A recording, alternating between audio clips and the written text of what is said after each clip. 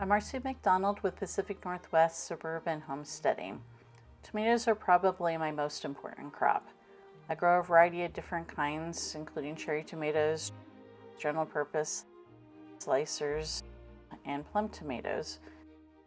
I strategically grow a lot of them because what doesn't get eaten You grow some good tomatoes, my love. gets made into sauce to either be used immediately or canned and stored for later. It takes a bit of work to convert tomatoes from the garden into sauce, but it's worth it. Just like growing homegrown tomatoes, you end up with fruit that tastes better than what you buy in the store. Homemade sauce tastes much better than what you get in the store. If you don't have enough tomatoes initially to make sauce, save them in the freezer until you do. Once I'm ready to make tomato sauce, the first step is to give the tomatoes a good wash. I use plain tap water, no soap or anything, and a soft brush that won't damage the skins. I use this to just remove any dust or debris that might be on the tomatoes from being grown outside. I carefully sort the tomatoes as I go, removing any that are too damaged to use or ones that need more time to ripen on the counter. The next step is to cut and core your tomatoes. There's a lot of different ways to do this. Here I'm showing cutting them in half and then cutting the core out. You don't have to cut them before coring them. Later on I developed a little more efficient way of doing it where I cut at an angle, so I only have to cut the core out of one half. I'm always experimenting and learning new things. Sometimes it works out for the better, sometimes not so much.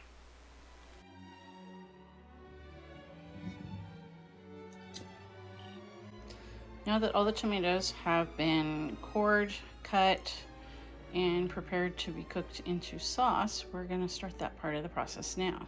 They're all in a good sized stock pot, lots of room so they can cook down and not be too crowded. I don't want any scorching. I want to easily be able to stir them as we go.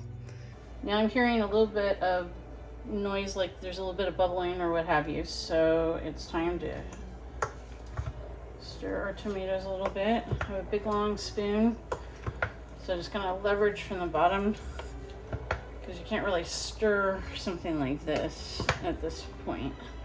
I'm gonna pull the softer, warmer from the bottom up to the top.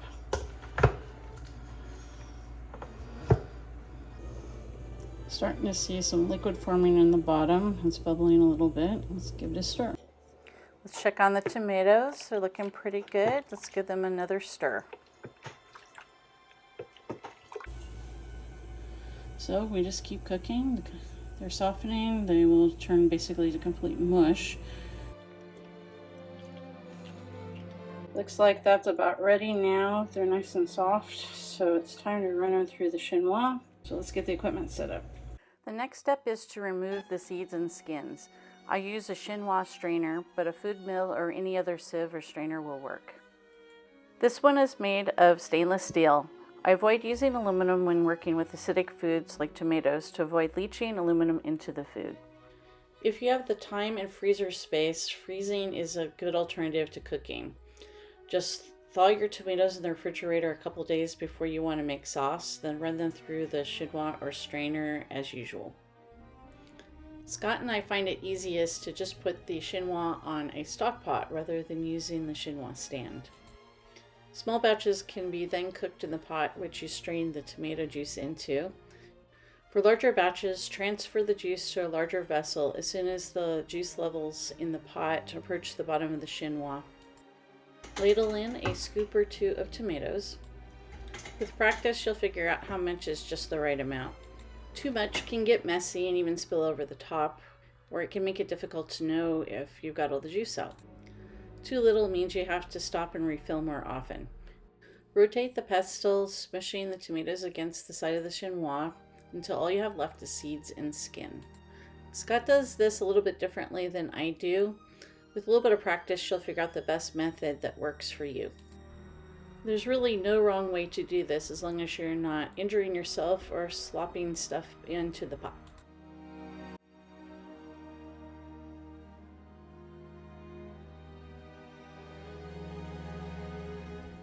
When you're done, you'll have a small amount of pulp, seeds, and skin, and your juice. Next, you will need to cook down the juice until it is the right consistency for tomato sauce. This particular batch we decided to make into sauce right away. The amount of time it'll take to cook down your juice into sauce will depend on the kind of tomatoes. Slicers have more water and take more time than paste tomatoes, for instance. Nobody says you have to do your tomato sauce all in one go. This time I didn't have the time and energy to do it from cutting the tomatoes and turning them into sauce. So I've done it in stages. First stage, cut them, put them in these pitchers. I then put them in the refrigerator until the next day. The second stage, I put them in the pot and cooked them and ran them through the chinois and made juice. I then put the juice in the cleaned containers and put them into the refrigerator until it was time to cook them down. Whether your juice is warm or straight from the fridge, you'll need to bring it up to a boil, then turn it down to a simmer. This is a relatively long process. You will need to check and stir your sauce to make sure it's not boiling too hard. Turn down the stove and adjust the heat as necessary.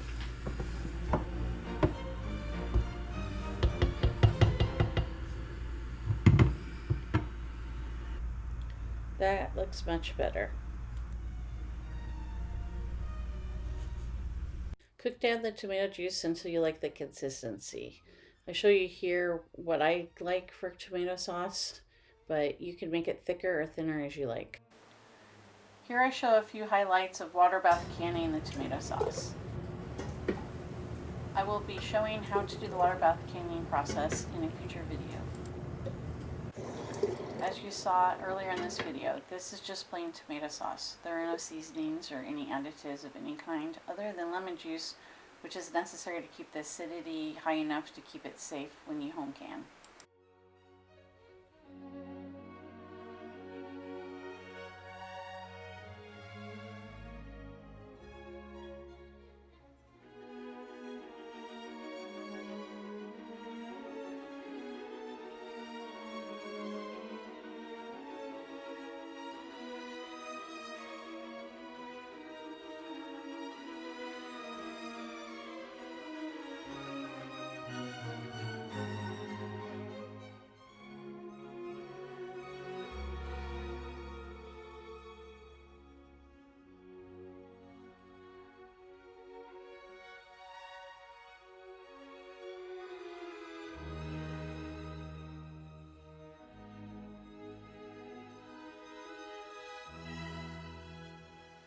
Until next time, be curious, keep an open mind, and never stop learning.